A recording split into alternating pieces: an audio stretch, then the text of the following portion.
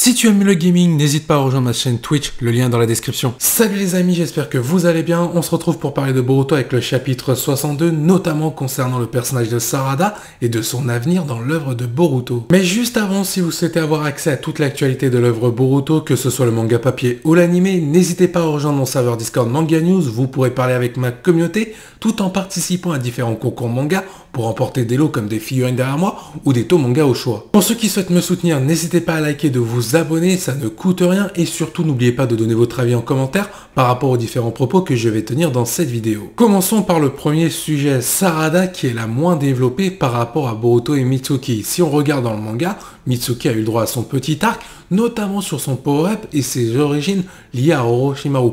Concernant Boruto, le manga s'intitule Boruto et forcément il est mis en avant, et même lui n'a pas un développement forcément à la hauteur des espérances, alors que Sarada, pour l'instant dans le manga, elle n'a eu aucun arc. Alors il est vrai qu'à la différence, dans l'animé, Sarada est plutôt mise en avant et plutôt de la meilleure des façons possibles. On voit notamment les origines des Uchiwa auxquelles Sarada s'intéresse, qui pourrait avoir un lien sur son futur power-up dans la deuxième partie de l'histoire de Boruto après l'ellipse. Maintenant, la question que je me pose, vu que Sasuke s'occupe de Boruto par rapport à un apprentissage en termes de valeur de shinobi, Sarada, est-ce qu'elle va s'entraîner avec Sasuke dans le manga, ou est-ce qu'elle va s'entraîner toute seule ou avec un autre personnage comme Naruto qui a l'air occupé par Kawaki? On pourrait très bien avoir l'intervention de Kakashi qui pourrait s'occuper de Sarada.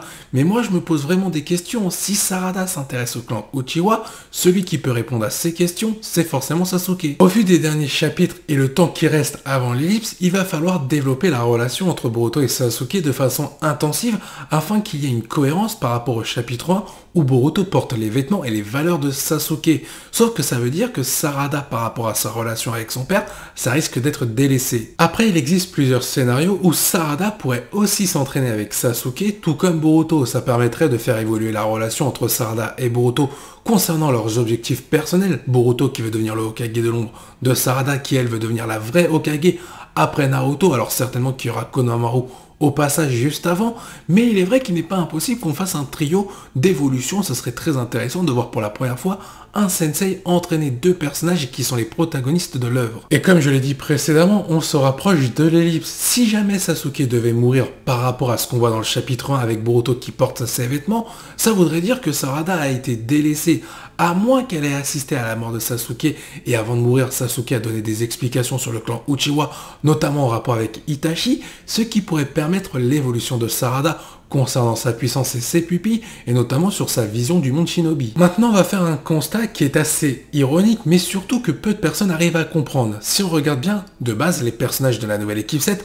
en retirant Konohamaru, Sarada est la plus forte des trois par rapport à Mitsuki et Boruto. Car Mitsuki, son pouvoir d'origine a été obtenu suite à différentes créations d'Orochimaru qui a expérimenté pas mal de choses pour obtenir ce pouvoir assez mystérieux que possède Mitsuki. Je rappelle qu'Orochimaru a conçu pas qu'un Mitsuki, mais plusieurs, la preuve avec Log. Donc initialement, le Mitsuki de base d'origine n'a pas ce pouvoir, donc le Mitsuki a un faible niveau d'entrée de jeu.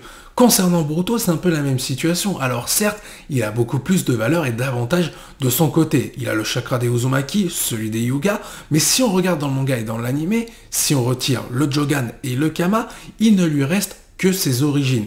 Et c'est vrai que les origines de Boruto sont très intéressantes, mais pour l'instant dans le manga, Boruto n'avait jamais éveillé le Byakugan. La seule fois où il l'a éveillé, ce n'est pas le sien, c'est celui de Momoshiki. Donc pour moi, en termes de potentiel à l'origine, c'est-à-dire vraiment à la base, Boruto reste inférieur à Sarada qui, elle, possède une force brute supérieure à Boruto et Mitsuki par rapport à Sakura, mais elle a surtout des caractéristiques d'origine liées aux Uchiwa avec le Sharingan. Je tiens aussi à rappeler quelque chose pour Boruto et Sarada. Souvenez-vous, le père de Hinata avait dit que quelqu'un qui possède le Byakugan n'est pas forcément obligé de l'éveiller durant toute sa vie, alors que Sarada, par rapport à Boruto à leur jeune âge, on peut voir qu'elle avait déjà éveillé le Sharingan avec un seul Tomoe. Ça montre le potentiel de Sarada qui, à ce moment-là, selon moi, je précise, est supérieur à celui de Boruto. Peut-être qu'après, Boruto, par rapport à son chakra des Uzumaki et son lien avec les Hyuga, aurait évolué de façon phénoménale par rapport à un potentiel enfoui, par rapport à différents sensei qui auraient pu lui enseigner différentes techniques, ça évidemment ça reste possible. Mais initialement, Sarada a les caractéristiques pour avoir une force brute supérieure. Et si on regarde bien la construction du scénario de la part de Kishimoto, Sarada est la seule qui n'a pas été développée par rapport à son pouvoir d'origine, par rapport à Mitsuki et Boruto. Ça veut dire que de base, si Sarada avait été développée, elle serait peut-être supérieure encore à Boruto et Mitsuki. Après, il est vrai que Boruto Kama plus le Jogan dans l'anime, pour moi c'était difficilement atteignable. Parlons désormais du potentiel power-up que pourrait acquérir Sarada dans la suite de l'œuvre Boruto après l'ellipse. Il y a plusieurs hypothèses. Déjà un Susanoo tout nouveau qui pourrait avoir des références sur la nostalgie de l'œuvre de Naruto dans sa globalité en lien avec Itachi. Pourquoi pas voir Sarada avec le miroir de Yata et l'épée de Totsuka, car si on regarde bien dans l'œuvre Boruto, Sarada a la même mentalité et le même caractère qu'Itachi Uchiwa. En plus, on sait que Sarada veut devenir Hokage, et pour un Uchiwa, devenir Hokage, c'est un peu une malédiction. Prenez le cas de Madara Uchiwa, Sasuke Uchiwa, ou même Itachi. Itachi, certes, n'a jamais exprimé ses ambitions à devenir Hokage, mais il avait la sagesse pour le devenir bien plus tard. Itachi, on connaît l'histoire, il a détruit son clan Uchiwa pour protéger Konoha dans l'ombre, même en étant à la Katsuki. Madara, on a vu ce que ça a donné. Sasuke, c'est pareil, il voulait devenir Hokage, mais refaire tout le monde Shinobi. Mais il y a un point commun parmi tous ces personnages Uchiwa. Ils ont tous voulu la paix du monde Shinobi à un moment donné,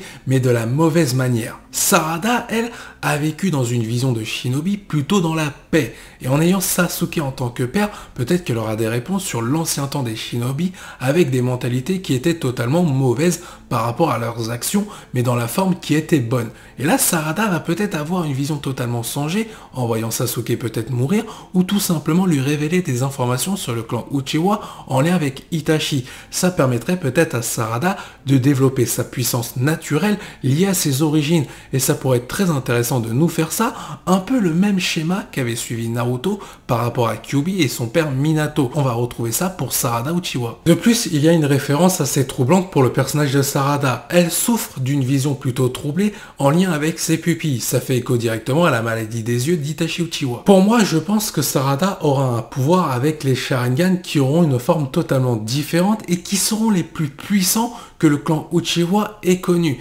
Surtout qu'on sait que la forme du Sharingan de Sarada dans la deuxième partie pourrait prendre la forme d'un soleil, ce qui est encore plus troublant quand on sait que Mitsuki considère Boruto comme un soleil. Et si Orochimaru arrivait à booster Sarada par rapport à ses Sharingan pour que sa maladie des yeux ne se développe pas. Parce que si on va dans la théorie, techniquement Sarada est bel et bien la fille de Sasuke, ça on ne va pas en douter, mais Sasuke avait hérité à l'époque de la marque maudite.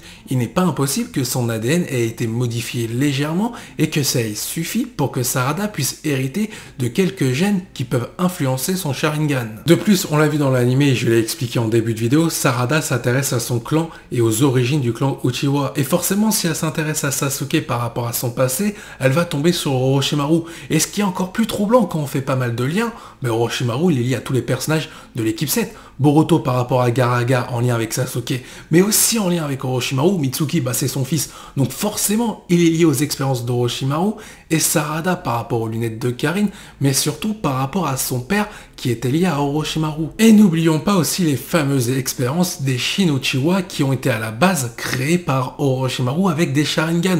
Donc forcément, si Orochimaru a pas mal de connaissances et qu'il a encore progressé dans ce domaine-là, dans la science, pourquoi il ne serait pas capable de booster le Sharingan de Sarada? D'ailleurs, je vous invite à donner votre avis en commentaire. Est-ce que vous voyez Sarada avoir un nouveau Susanoo avec peut-être les artefacts d'Itachi ou de nouveaux artefacts en lien avec les Uchiwa, un power-up au niveau de ses pupilles avec un tout nouveau Sharingan, ou tout simplement une évolution mentale de son personnage par rapport à sa psychologie, peut-être due à la mort d'un personnage comme Sasuke? N'hésitez pas à répondre à ça en commentaire. Sur ce, je vous dis à la prochaine, portez-vous bien et n'oubliez pas que la volonté du KT soit avec vous.